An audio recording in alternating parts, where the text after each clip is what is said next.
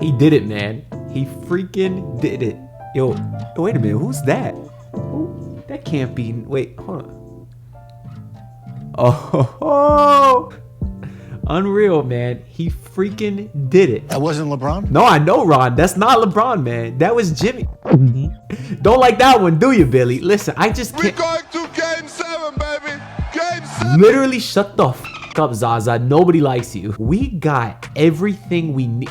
No, hold on a second. Why am I still wearing this Panther shirt? This is the only team that scored less than the Heat in these playoffs prior to tonight. Let me change real quick. All right, there we go. Figured this was more appropriate.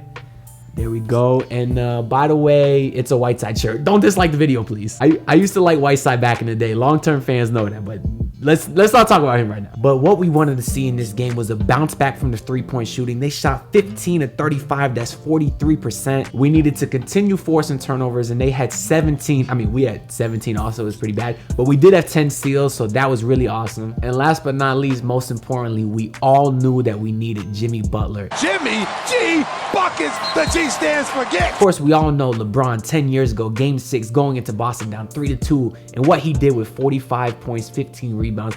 I've said that might be the most incredible performance I've seen with my own eyes.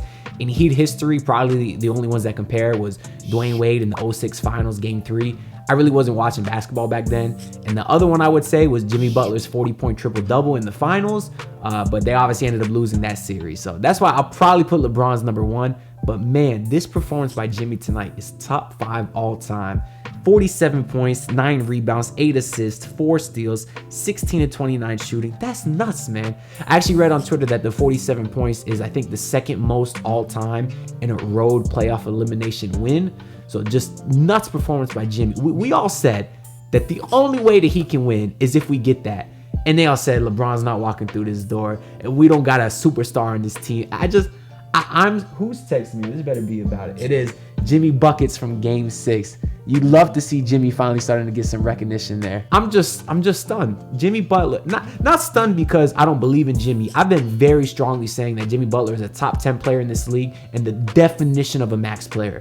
But you can still be the definition of a max player and not have an all-time performance like this. There's not many guys in this league that can do what he did tonight. You're looking at LeBron, Durant, and maybe Giannis, and maybe that's it. Just shout out Jimmy Butler, man. Shout out Jimmy Butler, man. Shout out Hassan Whiteside, too. No, I'm kidding. We'll go back. Some other things we wanted to see was a bounce-back performance from Kyle Lowry. He was great tonight. 18 points, 10 assists. Shot 5 of 14, which wasn't bad, but he did shoot 4 of 9 from 3, including some really big ones late in the game. We also wanted to see a bounce-back performance from Strus, who missed his last 16 shots. He got going early in this game with a dunk off a nice pass from Jimmy, but he ended up shooting 3 of 8 from 3, 5 of 12 overall. So not, super great, but again, not terrible. That's all we needed from you, Strus. He did his job tonight.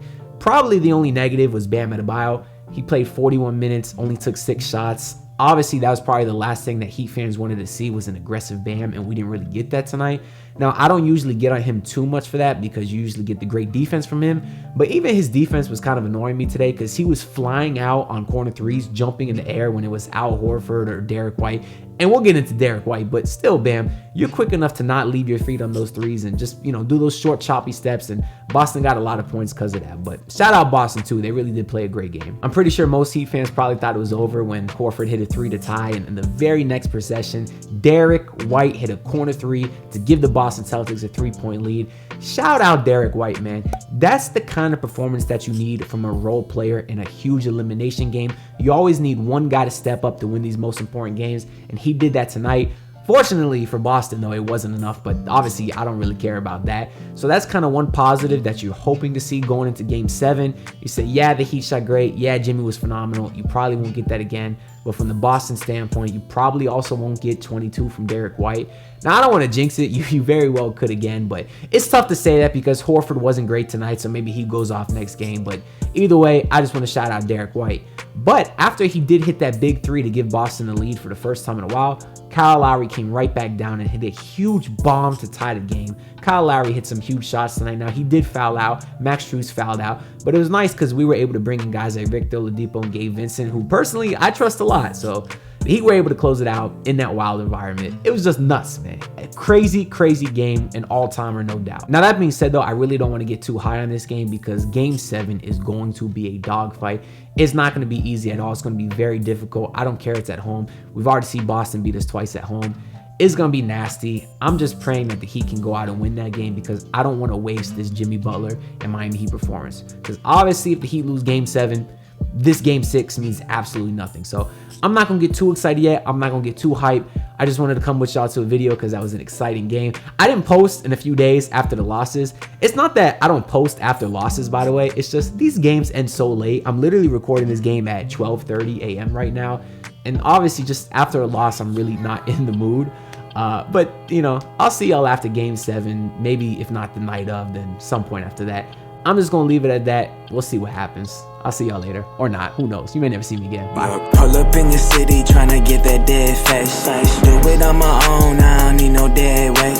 Had to kill him off. Yeah, I need a head space. You know this homegrown bitch don't offend me.